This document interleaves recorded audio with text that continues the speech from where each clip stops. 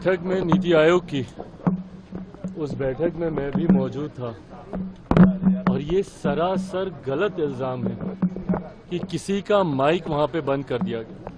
पहली बात तो जब ये विपक्ष बोलता है कि माइक बंद कर दे, उस माइक का कंट्रोल वहां पे बैठे किसी भी व्यक्ति के हाथ में नहीं होता है, उस व्यक्ति के खुद के हाथ में होता है। ना लोकसभा में, ना राज्यसभा में, ना ऐसी किसी बैठकों में। ऐसी बैठक में माइक सामने लगा होता है, ऑन ऑफ का स्विच सामने ही होता है। तो ये बात बोलना सरासर झूठ है जब कोई ये बोलता है कि मेरा माइक बंद कर दिया गया। हाँ, हर मुख्यमंत्री को, क्योंकि समय की बाध्यता थी, ओपन एंडेड अगर डिस्कशन को रखा जाता तो संभवतः हफ्तों तक ये बैठक ही चलती रहती। ऐसे में हर मुख्यमंत्री से ये विनम्रता पूर्वक आग्रह किया गया था कि अपनी बातों को संक्षेप में एक तय समय सीमा के भीतर रखा जाए। जब वो समय सीमा पूरी हुई, सिर्फ एक रिमाइंडर के तौर पर उनको जरूर, जैसे तमाम मुख्यमंत्री को दोबारा से नोटिफाई किया गया कि भाई आपका समय समाप्त हो रहा है, इस तरीके से। बट उसके बाद जिस तरीके से बंगाल की मुख्यमंत्री ममता बनर्जी जी एकदम से उत्तेजित होकर उस बैठक को बीच में ही छोड़कर चली गई, मुझे लगता है ये आचरण गलत है। अगर आपको अपनी बात को रखना भी है, कोई नाराजगी भी है, तो आप वहीं पे रखती ना, बोलती कि अभी मुझे और बोलना है, मुझे और कहना है। हम सब वहां पर मौजूद थे। प्रधानमंत्री जी स्वयं उनको सुनना चाहते थे, वित्त मंत्री जी स्वयं वहां पे मौजूद थी, वो भी चाहती थी कि भैया क्या बजट को लेकर वो अपनी बातों को रख रही हैं। बट जिस तरीके से उनका आचरण था, इससे ऐसा लगता है कि विपक्ष की पहले से ही ये सोची समझी एक रणनीति का ये हिस्सा था कि वो जाएंगी, हंगामा खड़ा करेंगी और नीति आयोग जिस मकसद के साथ हम लोग वहां पर बैठे थे, उसके मकसद को डाइवर्ट कर सिर्फ अपनी ओर पूरा ध्यान केंद्रित करने के उद्देश्य से ये इस तरीके की कार्रवाई की गई है। कांग्रेस के साथ 4 सीएम ने बैठक को अटेंड नहीं किया, कहा बॉयकॉट कर दिया, और उन्होंने कहा कि हमारे साथ बाकी स्टेट के साथ नाइंसाफी हुई है जिस तरीके से बजट आया है। भाई मेरी समझ के परे है। अगर आपको ऐसा लगता भी है, किसी भी राज्य को अगर ऐसा लगता है कि उनके साथ नाइंसाफी हुई है, तो यही वो उचित फोरम है ना।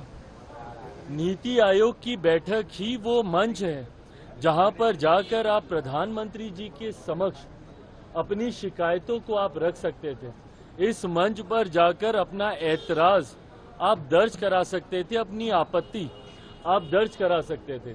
और जो लोग ये बोलते हैं कि हम लोग के साथ भेदभाव हुआ, पहली बार देश में एक ऐसा बजट एक लंबे समय के बाद देखने को मिला जिसने पिछले 10 सालों में देश की मजबूत होती अर्थव्यवस्था का लाभ जनता को पहुंचाने का काम किया। इसमें जहां प्रमुखता से देश के गरीबों का जिक्र किया गया, अन्नदाता का जिक्र किया गया, नारी शक्ति का जिक्र किया गया, युवा शक्ति का इसमें जिक्र किया गया। ये ऐसे सेक्टर्स हैं जिसमें प्रमुखता से उनको लाभ पहुंचाने के लिए योजनाओं की और राशि की घोषणा की गई। जो राज्य कहते हैं कि उनके साथ अनदेखी हुई, क्या उनके राज्य में गरीब नहीं है? क्या उनके राज्य में महिलाएं नहीं हैं? क्या उनके राज्य में किसान नहीं हैं? क्या उनके राज्य में गरीब वर्ग से आने वाले युवा हो, महिलाएं हो, किसान हो, क्या ये लोग नहीं हैं?